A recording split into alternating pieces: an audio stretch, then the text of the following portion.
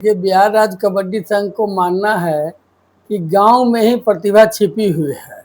हम लोग का स्लोगन है कि गांव की ओर चलो, गांव में जो प्रतिभा है उसको उजागर करना ही मेरा काम है।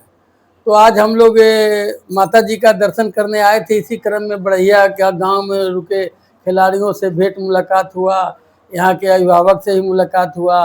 बढ़िया गांव एक माने खेल के क्षेत्र में काफ़ी अच्छा प्रगति कर रहा है। अब विशेषकर बढ़िया के खिलाड़ी लड़के हों या लड़कियां, दोनों ने कई बार मेडल लाया है। और अभी जो गया में हमारा हुआ था सब जूनियर नेशनल, तो बढ़िया के ही एक लड़का है, उसका नाम है अच्युतानंद। आपको बता दें उसमें हमारा इंडियन टीम का सिलेक्शन आया था, बड़े बड़े सिलेक्टर आए थे, अर्जुन अवार्डी आए थे। उसमें बढ़िया का लड़का को सबसे बढ़िया लड़का चुना, यहाँ के अच्युतानंद को सिलेक्शन इंडियन टीम के लिए किया है, कैंप के लिए। तो यहाँ प्रतिभा है। हमारा काम है इस गांव को आगे बढ़ाना, क्योंकि गांव आगे बढ़ेगा तो हमारा राज्य आगे बढ़ेगा, हमारा राज्य को मेडल मिलेगा। तो ये कबड्डी के लिए गढ़ माना जाएगा बढ़िया। और बिहार राज्य कबड्डी संघ का पूरा सहयोग इस गांव के लिए रहेगा, इस इलाका के लिए रहेगा। कबड्डी को डेवलप करने के लिए चाहे अच्छे कोच की व्यवस्था देना हो या प्रशिक्षण के लिए जो भी मदद होगा, हमारा पूरा सहयोग रहेगा।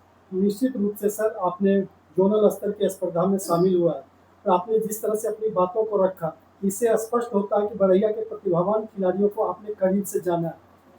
यहाँ पे स्थानीय स्तर पे चाहे जनप्रतिनिधि हो, चाहे सामाजिक कार्यकर्ता, चाहे प्रबुद्ध ग्रामीण, लोग हर संभव संसाधन तो उपलब्ध करा पा रहे हैं।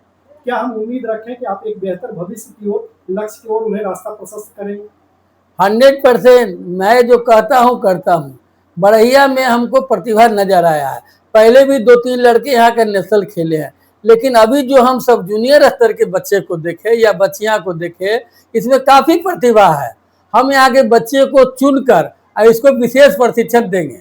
और बढ़िया में कोई बड़ा आयोजन भी कराया जाएगा। हमारे कई जनप्रतिनिधि लोग आए हुए हैं, साथ में हैं, बैठे हुए हैं। इन लोग के सब लोग के सहयोग से, और खासकर बढ़िया गांव में किसी चीज़ का कोई दिक्कत नहीं है।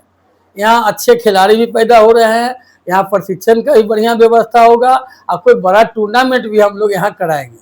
आप उस दौर को भी देखे थे 1958 की बात कर रहे हैं, जहाँ की पहले कबड्डी में कोई लोग दिलचस्पी नहीं रखते थे, लेकिन आज का दौर में स्पॉन्सर बहुत मिलते हैं। उस स्पॉन्सर के दौर में बढ़िया वाला बेटा या बेटी कितना आप लोग ऐसा मदद कर रहे हैं जो आगे की तरफ रुख करेंगे?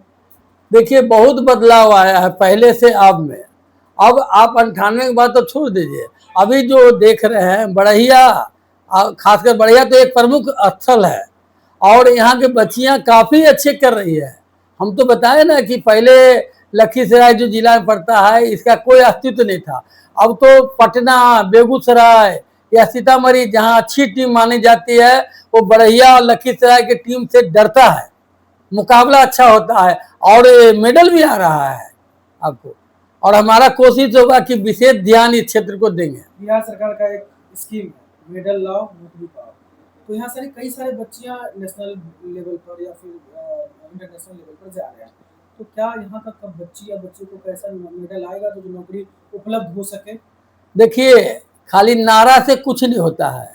हम किसी का सरकार का हम बड़ाई कर रहे हैं, नारा बहुत बढ़िया है, मेडल लाओ नौकरी पाओ, लेकिन मेडल कैसे आएगा इस ओर सरकार को ध्यान देना चाहिए। खाली स्लोगन लिख देने से कुछ नहीं होगा। बिहार खेल प्राधिकरण बैठ के लिए बहुत मदद कर रही है ना।